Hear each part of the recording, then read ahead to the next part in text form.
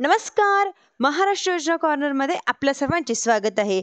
आजच्या व्हिडिओच्या माध्यमातून आपण बघणार आहोत की राज्यातील जे निराधार योजनेसाठी लाभार्थ्यांसाठी एक अतिशय महत्त्वपूर्ण अशी गोड बातमी आहे. आता राज्यातील संजय गांधी निराधार योजनासह आता श्रावण बाळ सेवा राज्य निवृत्ती वेतन या योजनेच्या अंतर्गत 1500 रुपये मानधन मिळणारे काही निराधार लाभार्थी आहे.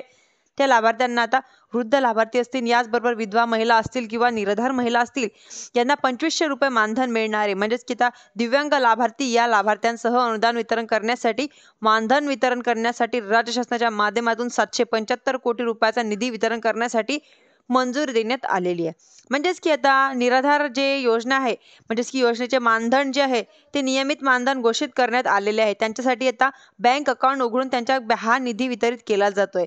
आता बँक खात्यांमधून या पात्र असलेल्या लाभार्थ्यांच्या खात्यांमध्ये डीबीटीद्वारे याचे माध्यमातून अनुदान हे वितरित करण्यासाठी मंजुरी अखेर देण्यात आलेली आहे. आता 2024 पासून आता पात्र असलेल्या लाभार्थ्यांच्या खात्यांमध्ये डीबीटीच्या माध्यमातून या अनुदानाचं वितरण करण्यासाठी मंजुरी देण्यात आलेली आहे.